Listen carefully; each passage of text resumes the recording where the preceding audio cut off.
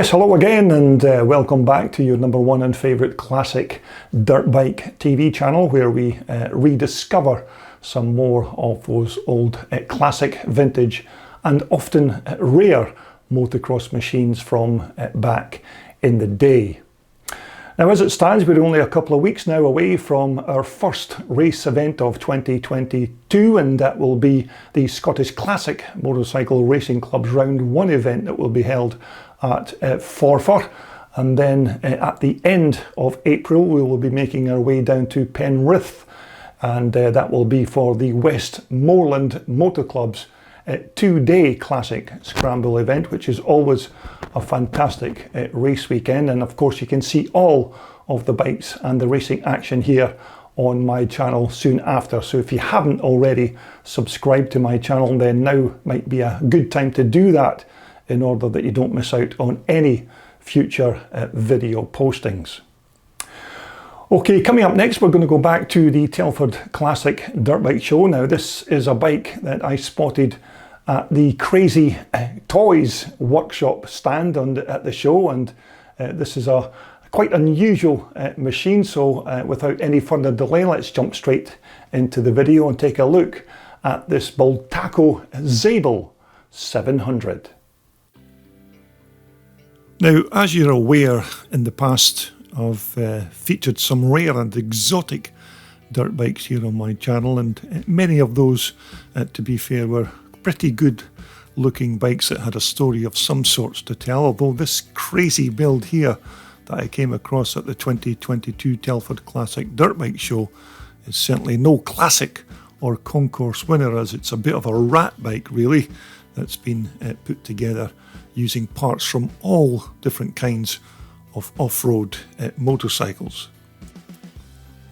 Now, this particular bike here was sitting on the Cray Toyz Workshop club stand, and that's Toys with a Z at the end and not an S, but their organisation is basically an outlet for like-minded bike builders who put together all manner of bonker bike builds and then share their passion with other enthusiastic bikers.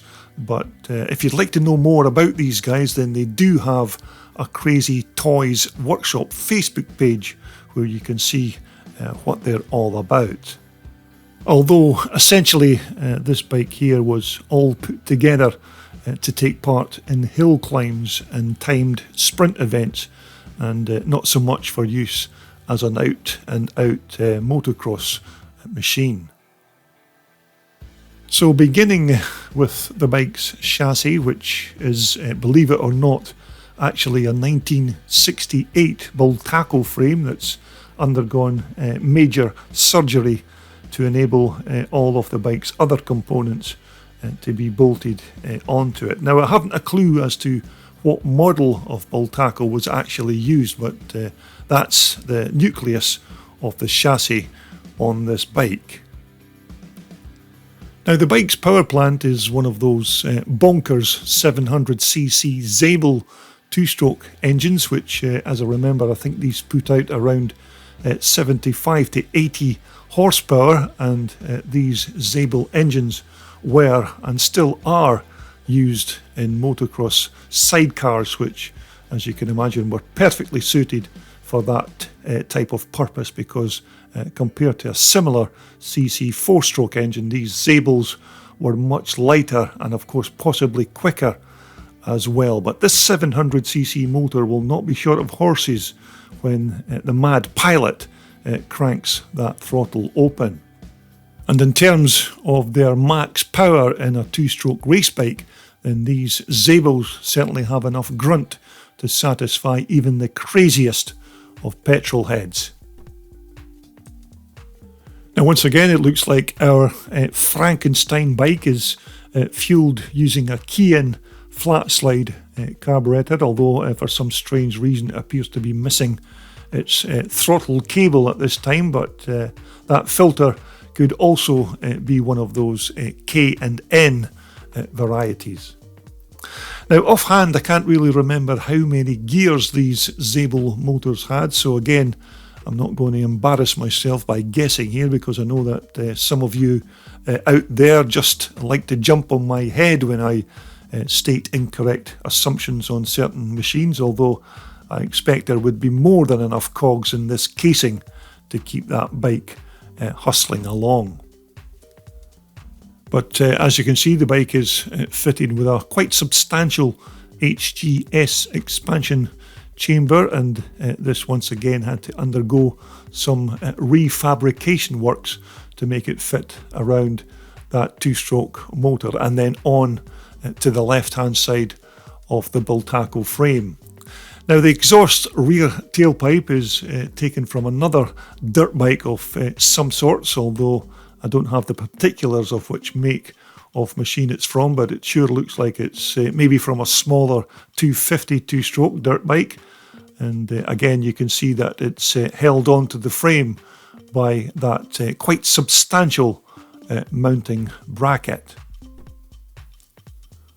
Now, because that Zabel two-stroke engine is liquid cooled, all the different parts of its cooling system had to be rerouted around the Bultaco frame, and its coolant filler cap is fixed here just in front of the fuel tank.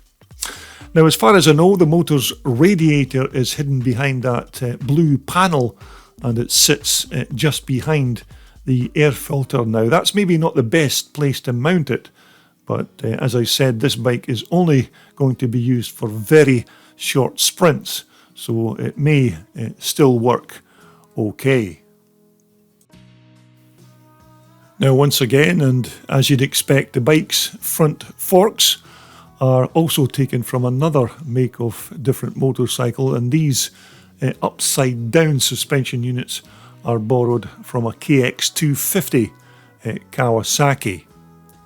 Now, the front wheel and its hub are again taken from that same KX250 Kawasaki, which also incorporates this twin pot hydraulic Nissan brake caliper as well.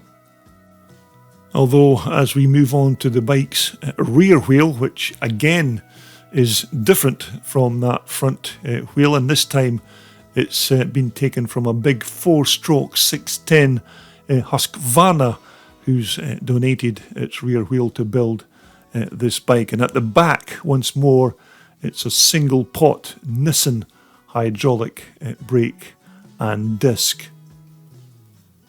Now, the list of different parts continue on our machine here with this rear swing arm, which once more has been taken from a WR200 Yamaha. So, as you can gather, our bike builder here doesn't have any loyalties to one particular manufacturer when it came to sourcing parts for this bike build. Okay, so it's quiz time now, and I'll give you just a few seconds to try and guess which bike that this fuel tank's been taken from, and just to give you a small clue, it's not from a Bultaco. Okay, are you out of guesses yet? So if you said it was a Ducati, then you'd be absolutely spot on. Although which particular model of Ducati, I just haven't got a clue.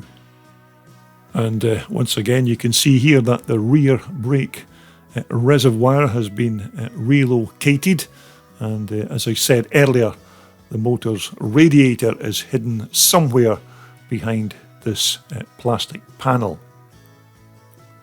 Now, because the bike was going to be used for very short blasts, a comfy or substantial seat wouldn't be required on this bike, and this item here could quite easily have been taken from 100 different makes of trial bike.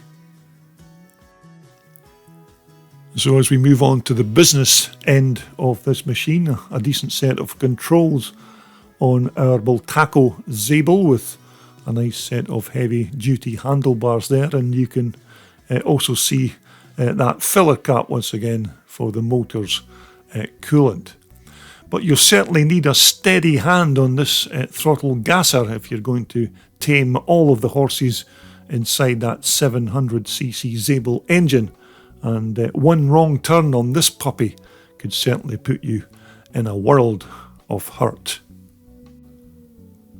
But I have to say that our Bultaco Zabel here is certainly not the nicest looking bike on the planet, but then again, I expect it was never meant to be that anyhow, and the engineering to put the bike together is maybe not of NASA standards, because it does have the look of it being just a backstreet rat bike.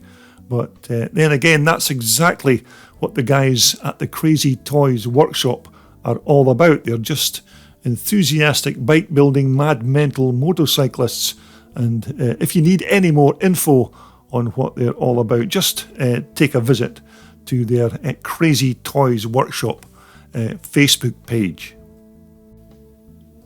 Now in this photo here we have the bike's builder and pilot of this ballistic missile, although I never actually got the name of the rider on the day, but it would be pretty much easy enough to pick him out at a hill climb or timed sprint event, because he'll be the one that's whizzing by you as he tries to hold on to that mad 700cc Zabel motor. Well, there you have it. I do hope you enjoyed that walk around that absolutely mental looking Bultaco Zabel 700. Now, it may not be the nicest looking bike on the planet, but you can almost guarantee that it's going to be the fastest. Okay, coming up next on my channel, we're going to take a look at this 1987 YZ490 Yamaha. Now, this of course is not your usual 1987 490, because this bike here has been converted for twin shock racing. So all of you YZ490 purists out there will probably be hanging your heads in shame looking at this twin shocker, but we will take a look at this bike in more detail in my next video posting here on my channel. But until then, everybody, as I say, keep safe out there when you're riding those old vintage and classic dirt bikes, and I hope to see you back here again very soon when we talk about more vintage dirt bikes right here on your #1 and favourite classic dirt bike TV channel.